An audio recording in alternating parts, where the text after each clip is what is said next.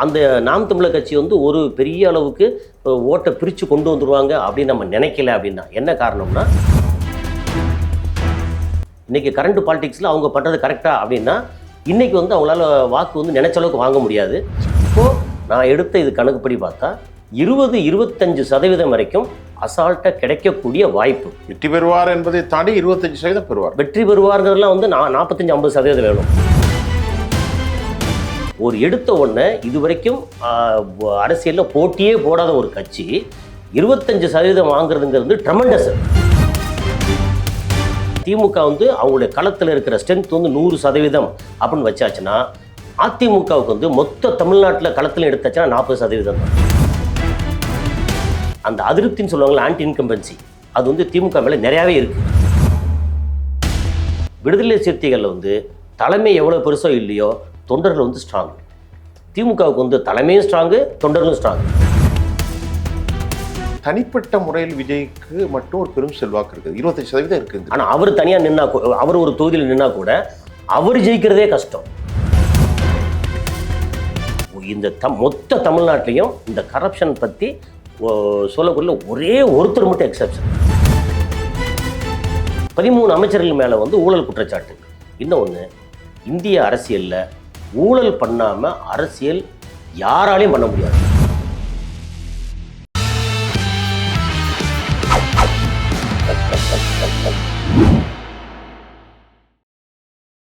உலகத் தலைவர்கள் அனைவரையும் எம் தொலைக்காட்சியினுடைய அரசியல் ஆடுகளம் நிகழ்ச்சிக்காக நான் உங்கள் அனைவரையும் சந்திக்கின்றேன். தோழர்களே, இன்றைக்கு நாம் மிக முக்கியமாக பேசப்போகிற ஒரு களப்பதிவாக உங்களுக்கு தரப்போகிறது. தமிழ்நாட்டுடைய தேர்தல் எஞ்சிய இன்றிலிருந்து இதுகாரம் 130 நாட்கள் மட்டுமே எஞ்சியிருக்கிற சூழ்நிலையில் தமிழ்நாட்டில் ஒரு 4 முனை போட்டி தற்போது தெளிவாகி இருக்கிறது என்று சொல்லலாம். தமிழ்நாட்டினுடைய பல மண்டலங்கள், தெற்கு மண்டலம், வடமண்டலங்கள், மேற்கு மற்றும் மத்திய மண்டலங்கள், இதில் ஏற்பட்டிருக்கக்கூடிய அடிப்படைத்துவமான சாதி மற்றும் மதப்பிரிவுகள், பொது ஊடகங்களின் பார்வை, புதிய வரவுகள், அரசியல் கட்சிகளுக்கான அடிப்படைத்துவம் மட்டுமல்ல, இந்த முறை போட்டியில் யார் வெற்றி பெறுவதற்கான வாய்ப்பு, பின்னடைவை சந்திக்கிறதுக்கான வாய்ப்பு, துல்லியமாக நாங்கள் எந்த ஒரு கணிப்பும் சொல்ல முடியாவிட்டாலும் தமிழ்நாட்டின் மனசாட்சியை இன்று நாங்கள் பேசப் போகிறோம். இதற்காக எமது அரங்கத்திற்கு வந்திருக்கிறார் சர்வதேச அயலக செய்தி பகுப்பாய்வு மற்றும் இந்திய தேசிய அரசியலில் நன்கு கற்றுணர்ந்த மிகச்சிறந்த ஒரு ஆளுமை திரு கஸ்ஸாலி அவர்கள் எம்மோடு இணைகிறார். அவரை நிகழ்ச்சிக்காக வரவேற்கிறேன். சார் வாங்க. வணக்கம் சார். இப்போ தமிழ்நாட்டுடைய அரசியல் களம் எப்படி இருக்கு? நான் என்னுடைய இன்ட்ரோல 4 முனை போட்டி அப்படின்னு சொன்னேன். ஆமாம், நீங்க அதை மறுக்கலாம், இல்லை கூட வரலாம். அதில் எப்படி இருக்கு? இப்போ என்ன சொல்லலாம்னா 2.5 முனை போட்டி அப்படின்ற அளவுக்கு தான் சொல்ல முடியும். 4 முனை போட்டி என்ன சொல்லுவோம்? டிஎம்கே கூட்டணி, ஏடிஎம்கே பிஜேபி கூட்டணி, அப்புறம் தாவேகா கூட்டணி இல்லை, பட் வரக்கூடிய வாய்ப்பு இருக்குது. அதை விட்டாச்சுன்னா தனித்துவமாக எப்போவுமே நிற்கிற நாம் தமிழர் கட்சி. நாம் தமிழர் கட்சி எந்த கட்சி கூடயும் கூட்டணி கிடையாது. அப்புறம் ஓட்டுக்கு வந்து வாக்குக்கு வந்து பணம் கொடுக்கறது கிடையாது. அவங்க பிரச்சாரம், அவங்க நம்புகிற சில கொள்கைகளை வச்சு பண்ணுறாங்க. அதில் ப்ளஸ்ஸும் இருக்குது, மைனஸும் இருக்குது. இன்றைக்கி கரண்ட் பாலிடிக்ஸில் அவங்க பண்ணுறது கரெக்டாக அப்படின்னா இன்றைக்கி வந்து அவங்களால வாக்கு வந்து நினைச்ச அளவுக்கு வாங்க முடியாது. ஆனால் லாங் டைமில் வரக்கூடிய வாய்ப்பு வரலாம் அப்படின்னு ஒன்று இருக்குது. ஓகே, இப்போ வந்து அந்த நாம் தமிழர் கட்சி வந்து ஒரு பெரிய அளவுக்கு ஓட்டை பிரித்து கொண்டு வந்துடுவாங்க அப்படின்னு நம்ம நினைக்கல. அப்படின்னா என்ன காரணம்னா, 6% வந்து 2021 வாங்கினாங்க, 8.2% வந்து 2024 பார்லிமெண்ட்டில் தேர்தலில் வாங்கினாங்க. அந்த 8%ங்கிறது நல்ல சதவீதம். ஆமாம், இப்போ 8 கடந்த முறை, அதான் 8.2ங்கிறது நல்ல சதவீதம். ஓகே, அவங்க வந்து அங்கீகாரம் வேறு கிடச்சிது.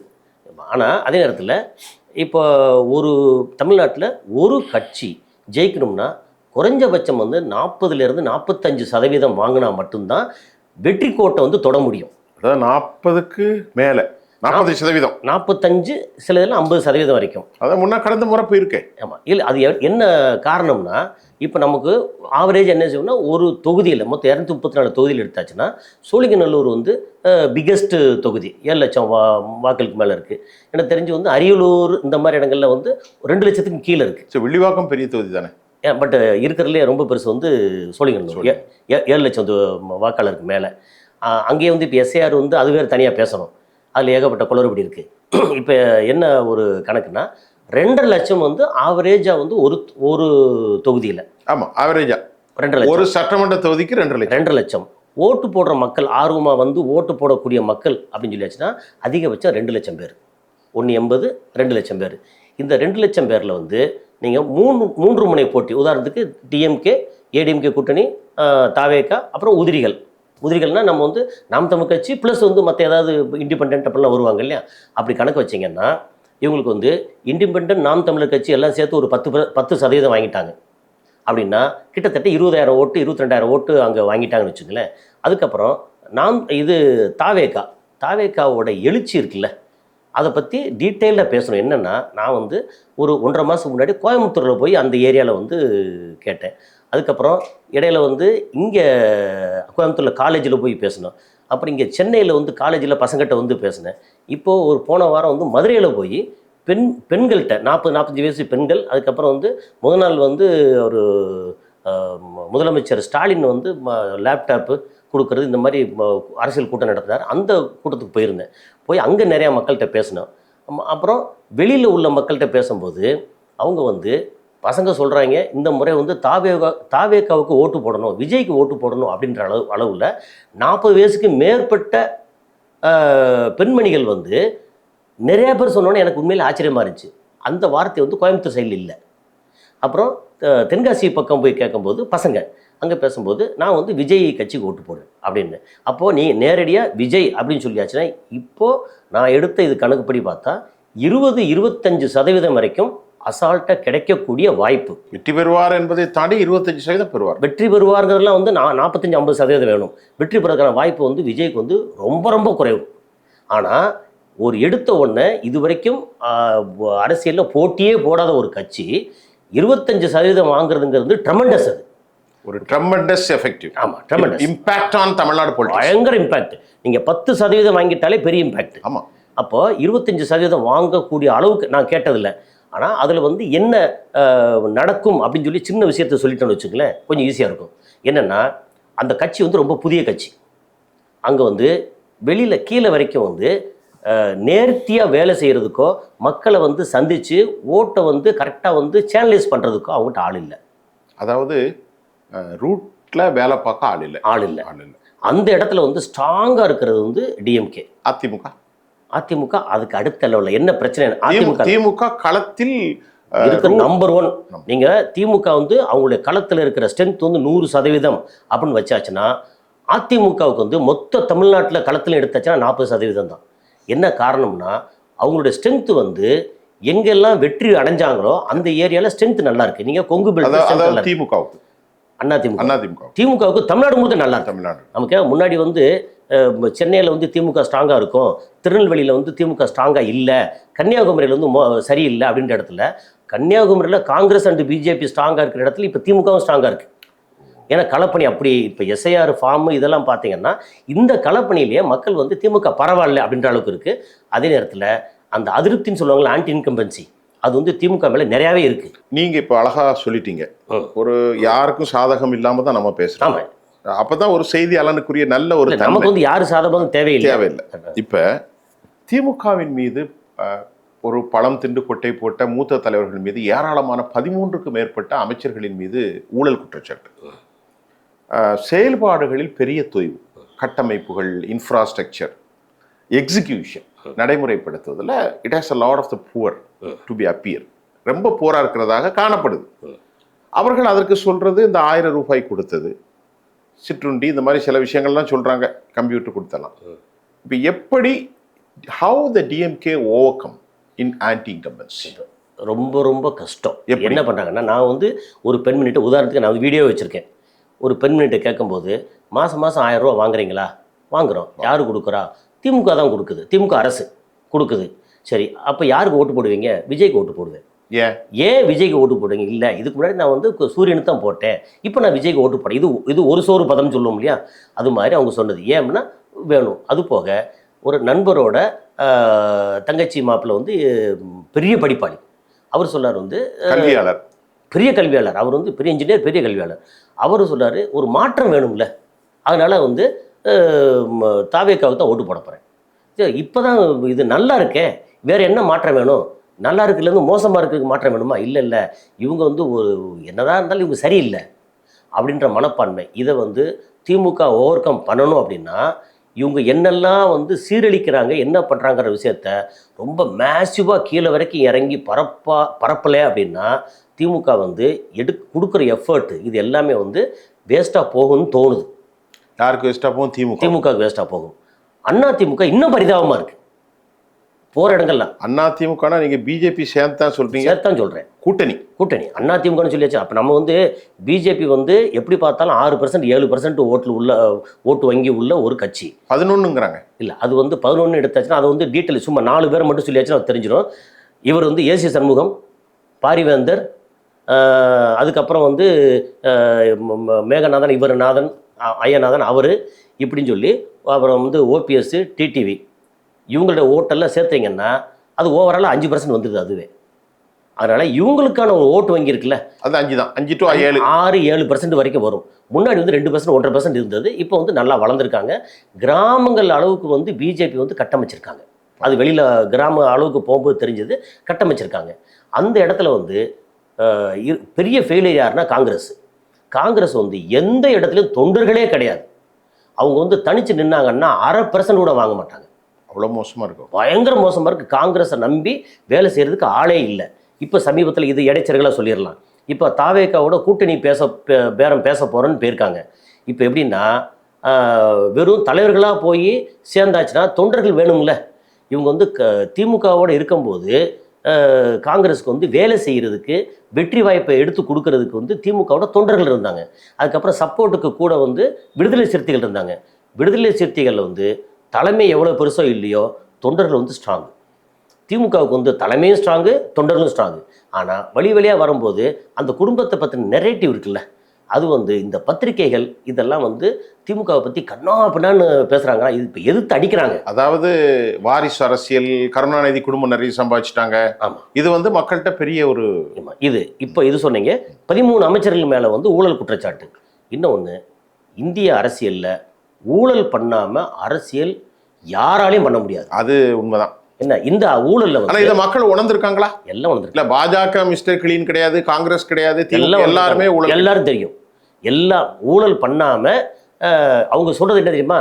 இவங்க ஊழல் பண்றாங்க, ஏதோ நமக்கு நல்லது பண்றாங்க.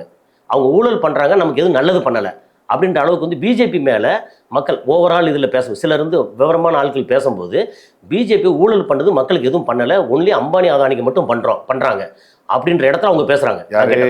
சாதாரண மக்கள், அதாவது படிப்பறிவு இல்லாத மக்கள் தான் வந்து நான் வந்து தாவேக்கா விஜய் கட்சிக்கு போட போறேன்னு சொல்கிறாங்களே. அவர் பிஜேபி பற்றி கேட்கும்போது பிஜேபி வந்து அவங்களுக்கு ஒரு பொருட்டே இல்லை. நிறையா இந்த மிடில் கிளாஸ் மக்கள், அப்புறம் படிப்பறிவு குறைவு, அவங்க தான் வந்து பெருவாரியாக ஓட்டு போடுறவங்க. அவங்க யாருக்கு போடுறாங்க? அவங்க வந்து விஜய்க்கு போடணும்னு. அவங்கள்ட்ட பிஜேபியை பத்தி என்ன ஒரு திட்டம் இருக்கு? பிஜேபி பத்தி ஐடியாவே இல்லை. காங்கிரஸ் பத்தி ஐடியா இல்லை, பிஜேபி பத்தி ஐடியா இல்லை. நாம் தமிழர் பற்றி கொஞ்சம் இருக்கு. அப்புறம் இது வந்து நம்ம விடுதலை சிறுத்தைகள் வந்து நார்த் தமிழ்நாடுல தான் இருக்க ஒழிய சவுத் தமிழ்நாடு சுத்தமா இல்லை. விடுதலை சிறுத்தை மதுரை, நீங்க வந்து சவுத்துல போனீங்கன்னா சுத்தமா இல்லை. வட தமிழ்நாட்டில் எந்த பகுதியில விடுதலை சிறுத்தைகள்? நீங்க இது எங்கெல்லாம் வன்னியர் இருக்காங்களோ நீங்க எடுத்தீங்கன்னா விருத்தாச்சலம், கடலூர், விழுப்புரம், கள்ளக்குறிச்சி, சேலம், இந்த பெல்ட் ஃபுல்லாக வந்து எந்த அளவுக்கு வன்னியர்கள் இருக்காங்களோ அந்த அளவுக்கு வந்து இவங்களும் பறையர்கள் இருக்காங்க. ஸோ போட்டி வந்து வன்னியர்களுக்கும் பறையர்களுக்கும் எப்பவுமே போட்டி. அது எப்பவும் வட மாநிலங்களில் வன்னியர் வெர்சஸ் பறையர். ஆமாம். ஆனால் எங்கெல்லாம் இவங்க வன்னியர் இருக்காங்களோ பறையர் இருக்காங்க. நீங்கள் வந்து அதுக்கு தாண்டி திருச்சிக்கு தாண்டி கீழே போயிட்டீங்கன்னா பல்லர்கள், தேவேந்திர குல வேளாளர்கள், அவங்க வந்து அந்த எஸ்சி எஸ்டியில் வந்து எஸ்சியில் வந்து இவங்க வர்றாங்க. தேவேந்திர குல வேளாளரும் பல்லர்களும் அவங்க வந்து விடுதலை சிறுத்தைகளோட சேர மாட்டாங்க. அது தனி கம்யூனிட்டிங்கிறாங்க. தனி கம்யூனிட்டி. ஜான் பாண்டியனும் நாங்க ஹை லெவலுங்கிறாங்க. தேவேந்திர குடிகள் அது வேற. ஆமா, தேவேந்திர குல வேளாளர்கள். அதனால நாங்க வந்து பறையர்கள் இந்த எஸ்சி கம்யூனிட்டி கிடையாது அப்படின்னு அவங்க வந்து எப்படின்னா பிஜேபியோட கூட்டணிக்கு வர்றாங்களே ஒழிய அப்படி கூட்டணி வந்தா கூட அந்த மக்கள் வந்து பிஜேபி ஆதரிக்கல. அதில் ஒரு கேள்வி எனக்கு வருது. நான் அறிந்த அளவிற்கு பல்லர் சமூகத்தில் தேவேந்திர குல வேளாளர் சமூகம் தான் அவங்க. பல்லர் 2 பிரிவு வச்சிருக்காங்க. இல்லை, அதுலேயும் 7 சமூகம் இருக்குது, இடும்பன் அதெல்லாம் நிறைய இருக்குது.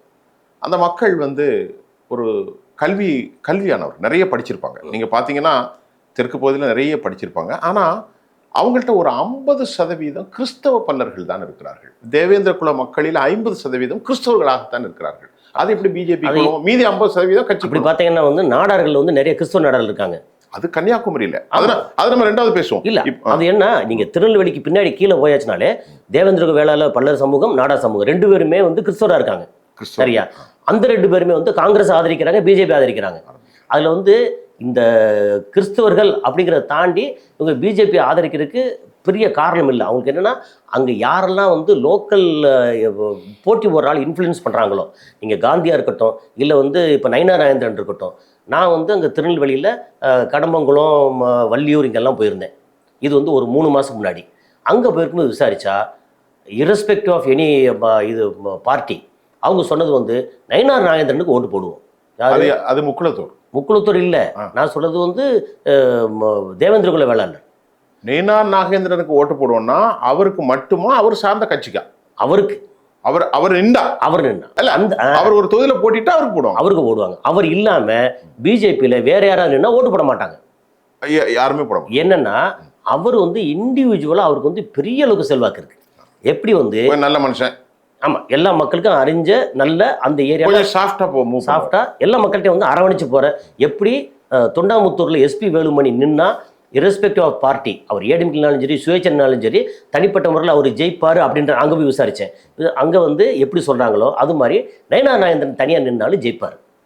அந்த மாதிரி ஒரு சூழல். அப்போ வந்து என்ன, பார்ட்டியை தாண்டி பார்ட்டி அப்படிங்கிறது வந்து நிறைய இடங்கள்ல வந்து சூரியனுக்கு வந்து முன்னை விட இப்போ வந்து கொஞ்சம் பெட்டராக இருக்குது பெண்கள் மத்தியில். அதாவது திமுகவுக்கு முன்னாடி வந்து எம்ஜிஆர் இருக்கும்போதும் ஜெயலலிதா இருக்கும்போதும் பெண்கள் ஓட்டு வந்து திமுகவுக்கு பெருசாக கிடைக்காது. என்னன்னா, இவங்கெல்லாம் ரொம்ப பெண்களுக்கு வந்து ரொம்ப ஆதரவானவங்க அப்படின்ற ஒரு இமேஜ் திமுக கலைஞர் வந்து பெண்களுக்கு எதிரானவர் ஒரு மாதிரி சொல்லி வச்சதுனால அது 77 கட்டமைக்கப்பட்டது. இப்போ வந்து ஸ்டாலின் வந்ததுக்கு அப்புறம் என்னாச்சுன்னா, இவர் சாஃப்ட், இவர் ரொம்ப நல்லவர், பெண்களுக்கு ஆதரவானவர் அப்படின்னு சொல்லி பெண்களோட வாக்கு வந்து முன்ன விட இப்ப திமுகவுக்கு நல்லா வந்திருக்கு. அதாவது கருணாநிதி இருக்கின்ற போது ஒட்டுமொத்த பெண்களின் பார்வையும், ஸ்டாலின் இப்பொழுது இருக்கிற போது ஒட்டுமொத்த திமுகவுக்கான மீதான பார்வையும் மாறி இருக்கிறது, ரொம்ப மாறி இருக்கு. இப்போ வந்து பெண்கள் வந்து பெண்களோட வாக்கு சதவீதம் திமுகவுக்கு அதிகமாக இருக்கு. அது யாரோட வாக்கு அப்படின்னா ஏடிஎம்கேட வாக்கு.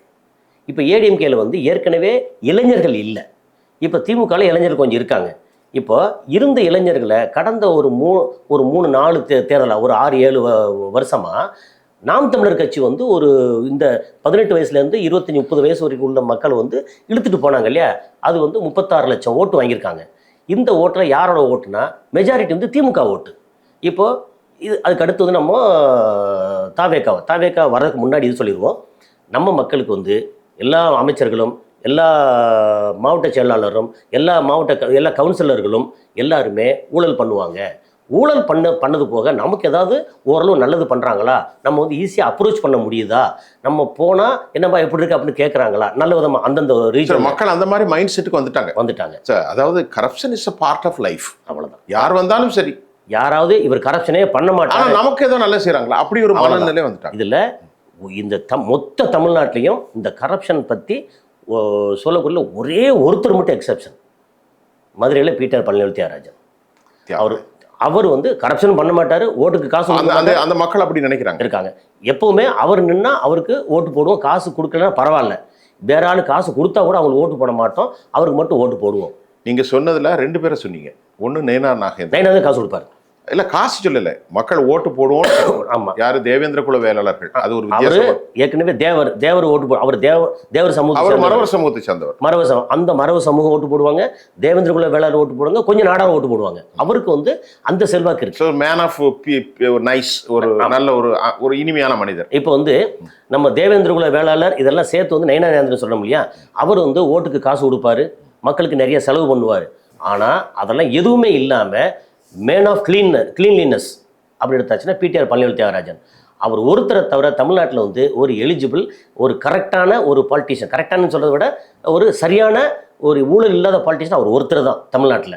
அவர் வந்து எப்போ நின்னாலும் அந்த தொகுதியில் மட்டும் அது மதுரை மத்தியை விட்டுட்டு வேற எங்கே போனாலும் தோற்றுருவார் அவர். இப்போ அவருக்கு அந்த ஏரியாவில் மட்டும் அந்த இடத்துல அந்த தொகுதி மட்டும்தான். அந்த மக்கள் வந்து அப்படி டியூன் பண்ணி இப்போ 5 வருஷம் 10 வருஷமா இருக்காருன்னா 10 வருஷத்துலேருந்து அவரால் என்ன முடியுமோ அந்த தொகுதிக்கு நிறையா பண்ணியிருக்கிறார். எல்லாத்தையும் தாண்டி எல்லாம் பண்ணியிருக்காரு. அது வந்து ஒரு பக்கம். இப்போ வந்து தாவேக்காவுக்கு வருவோம். தாவேக்கா வந்து எல்லா இடத்துலையும் நம்ம வந்து இப்போ அவங்க வந்து வேட்பாளர் போகிறான்னு வச்சுங்களேன். இப்போ கூட்டணி இல்லை அப்படின்னா 234 தொகுதி வேட்பாளர் போகிறான்னா வேட்பாளர் கிடைக்கிறதே அரிது. இன்னொன்று வேட்பாளர் கிடைக்கிறது அரிது. ஆமாம். ஆனால் திரு கஸ்ஸாலி, நீங்கள் சொல்கிறத பார்த்தா ஒரு தனிப்பட்ட முறையில் விஜய்க்கு மட்டும் ஒரு பெரும் செல்வாக்கு இருக்குது. 25% இருக்குங்க. ஆனால் அவர் தனியாக நின்னா அவர் ஒரு தொகுதியில் நின்னா கூட அவர் ஜெயிக்கிறதே கஷ்டம். முட்டி மோதி 35% 40% வரைக்கும் வரலாம். அவர் ஜெயிக்கிறதே கஷ்டம். இப்போ இன்னொரு கேள்வி, தென் மாநிலத்தை சார்ந்த நடிகர் விஜயகாந்த் ரிசுவந்தியத்திலும் விழுப்புரத்திலும் தன் தாக்கத்தை ஏற்படுத்தினார் மரணிக்கு வரை. அப்படி இப்போ எங்களுக்கு வந்து we don't have for any appropriate evidence about regarding விஜயை பற்றியான ஒரு பெர்செப்ஷன் இல்லை. அவர் எந்த இடத்துல, எந்த மாவட்டத்தில், எந்த பகுதியில் அவருக்கு ஒரு டென்ட்டாக இருக்குங்கிறது தெரியல. உங்கள்கிட்ட ஏதாவது தரவுகள் இருக்கா விஜயை பற்றி? விஜய் வந்து இங்கே தான் நல்லா பெர்ஃபார்மன்ஸ் பண்ணுவார். அவருக்கே தெரியல. அந்த கட்சிக்கே குழப்பத்தில் இருக்காங்க. எங்கே போனாலும் விஜய்க்கு, அதாவது கொங்கு பெல்ட்டில் விஜய் நின்னா கண்டிப்பாக தோற்றுருவார். கொங்கு பெல்ட்டில் விஜய்க்கு வந்து அவ்வளோ பெரிய செல்வாக்கு இல்லை.